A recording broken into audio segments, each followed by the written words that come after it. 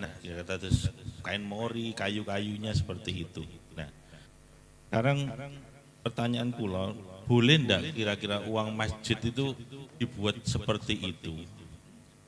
Ya, mengingatkan kadang takmir itu kadang alasannya semuanya sudah tercover, semua masjid sudah lebih-lebih lah uangnya, akhirnya dibelikan seperti itu dengan alasan kemaslahatan umat. Terus kalau misalkan jawabannya tidak boleh, bagaimana hukumnya mayit-mayit yang sudah terlanjur dikubur dengan kain kafan seperti itu? Karena itu kalau nanti semerap konten itu daerah Jawa Tengah. Ini kemauan. Ini bahasnya masalah kas masjid ini. Mungkin ada yang pertanyaan bab masalah jenazah dulu. Kalau masalah kas masjid itu yang lain itu, maksudnya luar konteks menurut saya. Tapi bisa, kalau nggak ada pertanyaan lain jawab ini gimana? Ada pertanyaan lain buatan? Iya, monggo. Kalau konteksnya jenazah loh, nggih. Kita utamakan yang konteks jenazah dulu. Assalamualaikum warahmatullahi wabarakatuh. Waalaikumsalam. Alhamdulillah Gus nembe derel Itihadul Mudakharijin Al-Falah. Pada tanggal ini penjelasan tentang boleh menggunakan bebas warna mengkafani mayit, pripun penjelasan Gus lebih detail nggih. Sekian, assalamualaikum warahmatullahi wabarakatuh.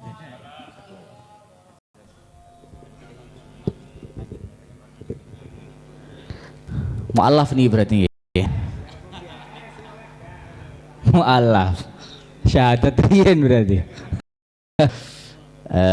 Berkaitan masalah kain kafan tadi, saya kula sampaikan bahwa kain kafan itu nggak ada aturan baku bahan apa nggak ada.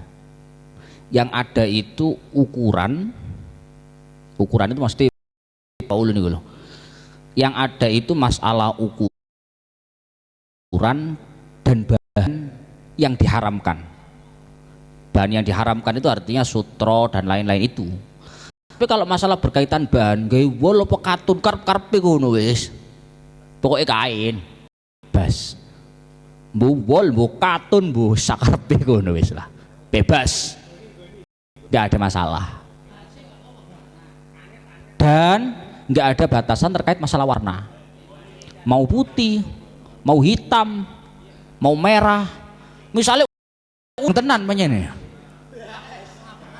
duduk masalah wong abangan, dohiran wa batinan, lirani abangan ya. Partai yo abang sembarang kali abang, jiwanya merah memang, mati di kain kafani abang oleh orang yang salmawon, boleh saja. Kalau tanya anjuran, ya anjurannya putih, tetap putih. Afdolnya anjurannya sebaiknya putih. Tapi kalau misalkan pertanyaannya apakah boleh kalau putih, boleh. Misalnya lu nyuwun sewu, ada orang yang secara ekonomi kurang mampu, tuku kain kafan putih, gak duwe. Ono kain saono polos-polosan nang omah, tak gak boleh, karena nggak harus pakai warna putih, meskipun sebaiknya putih. Maksudku loh, sebaiknya pakai warna putih. Tapi andai kata nggak putih juga nggak ada masalah, karena nggak ada terkait masalah kain kafan itu harus warna ini tidak ada, bebas. Ngoten. Ini untuk lebih kejelasannya ya. Bismillahirrahmanirrahim. Masya Allah, Pak Ketua. Hidayah. Nggih. Dados teng mriki lebih sorehnya mawon, ibarat yang soreh sebenarnya ada di dalam kitab I'anain jenengan. Kenapa kok disunnahkan putih? Keranten li khabari Aisyah radhiyallahu anha kufina Rasulullah sallallahu alaihi wasallam fi salasati aswabin bidin sahuliyatin. Kanjeng Nabi niku dikafani menggunakan 3 lapis kain kafan yang berwarna putih. Datang qauluhu bidin, Al-Imam An-Nawawi di dalam kitab lain, di dalam syarah Muslimnya, qala An-Nawawi dalam syarah Muslim, qauluhu bidin dalilun listihbabit takfini fil abyadi wa huwa mujma'un alaihi. Kain kafan warna putih itu merupakan sebuah kesunahan dan ini merupakan kesepakatannya para ulama. Sehingga tengriki dilanjutakan wa yukrahu al musabbaghatu wa nahwiha min siyabiz zinah. Dados tengriki tinggi dikaaken kalau sampai dikafani menggunakan yang berwarna-warna itu hukumnya makruh. Tidak melakukan sunnah langsung dihukumi makruh. Jadi kalau bahas masalah mboten masalah, mboten masalah. Cuma nanti makruh. Cuma biasanya oleh wong-wong kan karena memang terkadang itu ada sebuah pengadatan karena saking biasanya terkadang sampai disangka itu sebuah kewajiban. Maka kita menegaskan sekali lagi itu sebuah kesunahan, andaikan tidak berwarna putih maka nanti hukumnya makruh. Itu dawuhnya Al-Imam An-Nawawi di dalam kitab Syarah Muslim di dalam menyarai qauluhu fi salasi lafaifa fi salasati aswabin bidin yang berwarna putih itu seperti itu. Pun nggih, jelas nggih? Nyambung Gus. Nggih, pripun? Monggo. Pada waktu kitab ini dikarang kan masih belum ada terpal, belum ada banner. Nah sekarang seumpama ya ada mayat nggak ditemukan kain. Tadi kan ada alternatif lain seperti rumput dan endut ya. Kulit kalau nggak ada kain loh nggih. Yeah. Harus ini keharusan loh ini. Ya, seumpama gini dalam area yang sangat luas ada bencana nggak tercover dengan yang dari luar gitu loh. Dan tidak ditemukan seperti itu gitu loh. Yeah. Apakah seperti banner itu lebih utama daripada kulit apa lebih utama lumpur dulu atau itu dulu gitu loh. Oh ngaten. Iya. Sudah, makasih. Jadi memang tadi sudah disebutkan urutannya seperti yang ada di dalam kitab I'anatut Thalibin. Urutannya itu pertama wajib kain. Kalau nggak ada kain wajib jildun atau kulitnya hewan-hewan. Terus kemudian baru setelah kulit fa'ilam yujad saubun wajib jildun summa hashisun, baru godong-godongan rerumputan. Kemudian baru terakhir itu pakai tin, cat atau semisal ya lebih dari cat ya, maupun ditutupi dengan lumpur. Sehingga ngeriki hemat kulo kalau memang tidak ada yang namanya kain, yaitu tarafnya daripada kulite hayawan ya jelas mending terpal utawa banner. Secara taraf loh ya, itu lebih dianggap masih wajaran terpal atau banner karena memang biasanya kalau terjadi bencana atau semisal ada orang yang kan dalam keadaan meninggal hanyut di kali itu memang biasanya dilebokne ya modelnya kayak terpal toh, wadah ini loh. Itu kayak terpal. Jadi memang itu lebih dahulukan daripada jildul hayawan atau kulitnya hewan. Ini keharusan, ini runtutannya harus, bukan runtutan sunnah. Ini runtutan harus. Pun nggih, jelas nggih?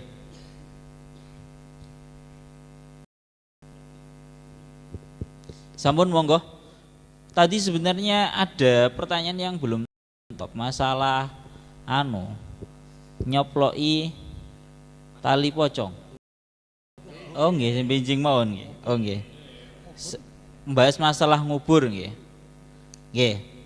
Monggo, ada pertanyaan lain mboten? Kalau mboten ada, monggo dari yang wingking nih. Assalamualaikum warahmatullahi wabarakatuh. Waalaikumsalam warahmatullahi wabarakatuh. Matur nuwun Gus. Nggih. Bagaimana jika ada seorang jenazah yang muslim, kemudian kebetulan berada di daerah yang non muslim, artinya tidak ada yang mengurus jenazahnya kecuali orang non muslim. Terus kan wis boten semerap hae Allah, hae mayit boten semerap pun. Apa dijurno gemledak. Matur nuwun.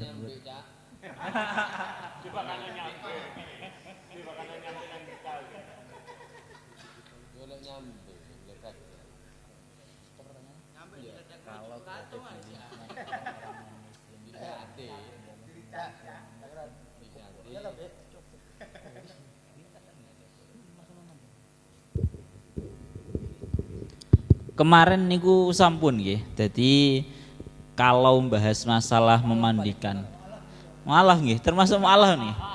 Mualaf ilmu musyawarah nih.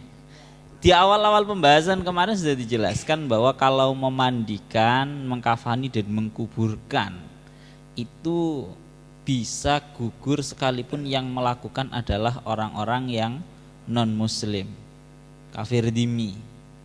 Lek dikongkon nyolati ya jelas gak mungkin. Iso-iso login lek malah nyolati. Kan ngoten.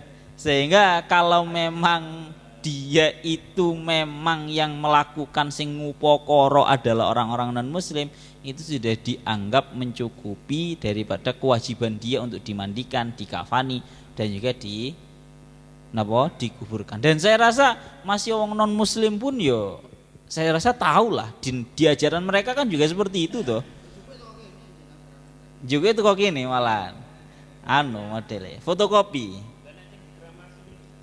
Wah, lek sampai dikremasi semerap. Ngapunten mangke lang diobong, Gus. Loh, boten. Saya rasa mereka juga ada lah. Tahu lah kalau ini muslim nggak mungkin sampai dibakar, nggak mungkin karena itu di luar daripada keyakinan mereka. Saya rasa boten ngarah to nggih. Ana wong non muslim ngerti tanggane mati iki wong Islam marono dikremasi pisan. Oh, gak ngarah lek jare aku gak ngarah niku.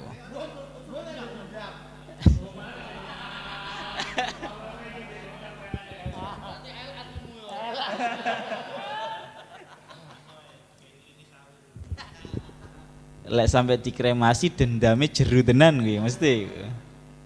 Pun nggih, jelas nggih. Saya rasa pun jelas lek masalah niku. Saya rasa ngoten niku pun jelas. Monggo, tasih ada pertanyaan lain? Kula Gus, Nggih, monggo. mengenai jumlah lapisan kain, apakah memang kalau laki-laki itu 3 kemudian yang perempuan 5, ada 4 hak tadi itu kan ya? Apakah hanya cukup 1 saja untuk laki-laki dan perempuan? Wow, sampun jelas dong nggih. Nopo telat itu tadi hadir. Wah, telat gede. Jadi kalau bahas masalah itu tadi kalau simpelkan, ada yang paling minim, ada yang paling sempurna. Kalau pembagian 4 tadi itu pembagian menurut yang ada dalam kitab I'anah. Jadi kalau simpelaken mawon wis. Ada yang pertama, kafan itu yang merupakan sebuah kewajiban karena lihaqillah, karena itu merupakannya Allah, yaitu ditutupi sekadar satiril, menutupi terhadap auratnya. Kalau laki-laki ya berarti cuma baina surrah war rukbah. Kalau ini tidak ada dan tidak boleh bagi siapapun menggugurkannya, karena ini merupakan kafan yang merupakan hakillah. Itu yang pertama. Yang kedua yaitu satiril dan kafan yang menutupi seluruh badannya, maka ini merupakan haknya mayit, kan seperti itu. Kemudian yang nomor 3, kafan yang kedua dan juga yang ketiga, ini merupakan hakul huroma, yang untuk menggugurkan cuma hakul huromanya, ojo dikafani lebih dari 1. Duwe utang akeh nang aku. Itu yang nomor 3. Nomor 4 terakhir yaitu hakul warosah, yaitu melebihi dari 2/3. Ditambahi imamah, ditambahi gamis. Itu kalau warosahnya nggak mengizinkan ya berarti nggak boleh. Sampun sing tanglet. Intine wae enten sekawan pun diaturaken wau terlambat sekedhik sembare wau nggih. Kadose lek niku sampai ketinggalan boten sekedhik terlambate. Soal niku tutuk tengah-tengah wis. Intine 4 lah. Kain kafan itu ada yang haknya Allah, nggak boleh digugurkan siapapun. Penutupnya aurat. Iku masih ahli warise, masih wong sing ngutangi, masih ya wonge dhewe wasiat lho. Aku meneh lek mati muda ae, kuburan muda ae gathik gathik tutup blas, nggak bisa. Tutup aurat ini harus karena nggak bisa digugurkan. Itu haknya Allah Ta'ala. Yang kedua haknya mayit. Kalau haknya mayit itu selebihnya aurat. Kalau pusar sampai lutut berarti bawahnya lutut, atasnya pusar, itu haknya mayit. Nggak ada siapapun yang bisa menggugurkan itu kecuali mayit sendiri. Waya si urip wis wasiat, aku menelek mati pres ae mulai udel sampai dengkul jepreten. Misale. Ya oke, jepret ae wis. Nggak perlu selebihnya karena sudah digugurkan oleh yang bersangkutan. Karena itu haknya yang mati. Yang ketiga haknya orang yang menghutangi. Mayit diutang nang wong, punya utang ke orang. Maka haknya orang lain kepada mayit itu adalah lapisan kedua ketiga. Sudah dibungkus full, mau dilapisi kedua, mau dilapisi ketiga, itu boleh. Kalau nggak dilarang sama yang menghutangi. Kalau yang menghutangi bilang ojo rek, gak bayar utang lah ini, maka nggak boleh karena itu haknya yang menghutangi. Yang keempat adalah haknya ahli waris. Ahli waris itu haknya adalah lebihannya 3 lapis, lapis keempat ke atas. Misalkan kalau laki-laki tadi berarti izar dan juga imamah. Sudah 3 lapis. Marono serbane bapak biyen wae urip sudah 3 lapis loh ya. Bapak biyen wae urip duwe serban bendino gawe sembayang tahajud duha sembarang kalir. Jare anake katutno ae iki. Serbane bapak. Jare sing situ ojo serban larang iku. Didol 500 payu iku. Lumayan kita tambah dum-duman warisan. Maka ketika seperti itu serban itu enggak boleh karena ini sudah melebihi 3 lapis, itu haknya ahli waris, boleh digugurkan oleh ahli. Wah umpun ini namung mengulangi saja. Monggo, mbok menawi tasik wonten pertanyaan lintu. Assalamualaikum warahmatullahi wabarakatuh. Waalaikumsalam warahmatullahi wabarakatuh. Niki mboten mualaf niki nggih. Oh, mboten nggih. Pemain lama, monggo. Niki kula badhe tanggel ngenten. Kain kafan ini sudah mendapatkan 2 kan hak penghutang tadi ya. Ternyata terkubur. Pripun? Berarti lapisan kedua dan ketiga tadi. Oh, lapisan kedua ketiga. Hak untuk yang menghutangi. Ternyata terkubur. Orang hutangnya baru datang. Niku mau pirang lapisan? 2, 3 gak terima. Niku enten dibongkar atau ya napa ngoten niku? Niki lagi-lagi bab ngubur. Nggih. Berarti benjing. Lah, mboten niki saestu. Mboten perlu jawab. Maksud kula niki pembahasannya adalah terlanjur dikubur, sudah didafnu. Apakah nanti ketika yang notabene-nya lapis kedua ketiga itu adalah orang yang menghutangi, omahe aduh sing numpak pesawat. Begitunya utangku bayaran rek. Entek duwe gawe lapis 3. Lho kedua lapis itu ae. Apakah ini kuburannya harus di kedua ketiga karena itu haknya seto sabar karena itu haknya orang yang menghutangi lah itu pembahasannya lanjut ya episode selanjutnya tahun Januari tanggal 13 paling ngoten nggih ngene dijawab saat ini kuwabe ngubur-ngubur meneh gak kanggo kalian babi bab ngubur iki ya Allah. Ngoten nggih. Lek enten pertanyaan itu tak jawab sakniki, tapi lek pertanyaan niku aku ngubur niku benjing. Ngoten. Terakhir Mas. Nggih, monggo. Abah Andi. Langsung terakhir. Pak Kacang enggak oleh takok berarti ya. Waduh. Pak Kacang enggak oleh takok Abah Andi terakhir jadi. Pada keterangan wayah rumu at-takfinu fi jildin in wujita ghairuhu wa kadha'atinu wal hashish, itu apakah memang ada hadis yang melandasi itu atau itu sekedar contoh saja?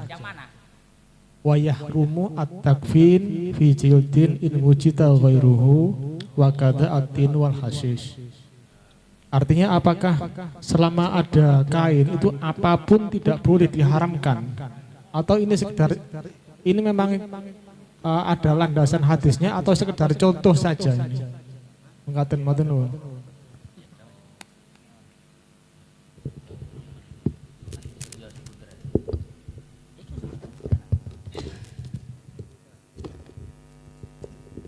Nggih. Alasannya sebenarnya sudah ada di dalam kitab i'anahnya. Kenapa kok harus kain? Kenapa kok tidak boleh secara urutannya, tidak boleh langsung ke jildun atau kulit hewan? Tangri kan jelas. ibaratuhu wa yahrumu fi jildin ya wujida ghairuhu li'annahu muzrin bihi. Tidak boleh menggunakan langsung pakai kulit hewan kalau masih ada kain, karena dianggap kalau menggunakan kulit hewan itu muzrin bihi, itu menghinakan terhadap si mayit. Lah mayit ora jelas-jelas umpama si ono sing jenenge pakaian yang namanya kok digawe godhong gedang. Rasane lemper tahap jelas. Arti daripada muzrin bihi, kan ini kan secara umumnya yang namanya mayit itu harus dijaga kehormatannya. Dalam ayatnya kan walaqad karramna bani Adam, kami itu telah memuliakan bani Adam. Sehingga dari ayat Al-Quran ini para ulama itu mengumpulkan hukum fikih banyak. Salah satunya adalah termasuk daripada takrimi bani Adam, memuliakan terhadap anak Adam adalah jenazahnya itu tidak dianggap najis. Seperti halnya makhluk-makhluk lain yang ketika meninggal langsung dianggap najis. Ini termasuk daripada dauh min takrimi bani Adam. Dan termasuk daripada hal ini adalah mengkafani. Mengkafani kalau pakai jildul maita, jildul hayawan ataupun hal-hal yang sudah disebutkan tadi, itu dianggap muzrin bihi, menghinakan terhadap bani Adam, sehingga itu tidak termasuk daripada takrim atau memuliakan bani Adam. Ngoten. Yang saya maksud itu gini Mas, jadi kalau sekedar hanya 3 bahan ini saja, itu berarti nanti memasukkan bahan lain, artinya bahan lain boleh dipakai ketika walaupun masih ada baju, masih ada kain. Tapi contohnya, kalau ini sekedar contoh, ya misalkan kayak tikar tadi atau kardus atau apa, jadi kalau sekedar contoh saja, berarti apapun tidak boleh selama masih ada kain. Kalau melihat daripada alasannya tadi kan jelas. Pokoknya setiap hal yang dianggap menghinakan terhadap mayit, gara-gara masih ada kondisinya itu normal, masih ada kain, masih ada baju, masih ada kain kafan, maka ya nggak boleh menggunakan sebuah hal yang dianggap menghinakan terhadap mayit. Nah, masa mayit ditutupi plastik, mayit ditutupi kardus. Itu kabeh wong jelas mengatakan wah sakene mayite, kok dihinakan seperti ini. Itu saya rasa sepakat. Jadi titik alasannya itu di qauluhu i'anatu talibinnya itu li'annahu muzrin bihi, itu menghinakan terhadap si mayitnya, si jenazahnya, ngoten lho. Berarti kan ini contoh saja kan ya.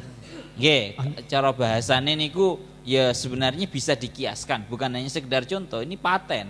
Cuma bisa dikiaskan dengan yang lain berupa kardus. Kalau paten memang apa ada hadisnya? Artinya memang ini dilandasi dari hadis dari 3 bahan ini atau sekedar contoh yang dikemukakan oleh musonef? Enggak harus langsung larinya langsung ke hadis kan boten dong nggih.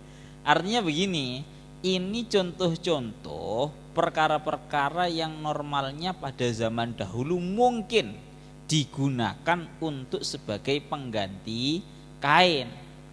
Jelas orang-orang zaman dahulu kalau nggak ada kain langsung yang digunakan adalah jildu.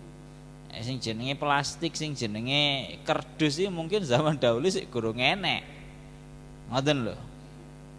Sehingga itu ya setara kardus bareng ono plastik. Ngoten lho. Pabrik kurang dibangun, kurang ono gudang. Saya nembe nggih. Nggih, pun cegah pun. Nggih, pun nggih jelas nggih. Pak Kacung, ditunggu sama teman-teman ini Pak Kacung. Monggo. Pak Kacong ta? Pertanyaan sing pokro Pak Kacong. Sing pokro sing gak meneh ngono lho. Monggo bali. Assalamualaikum warahmatullahi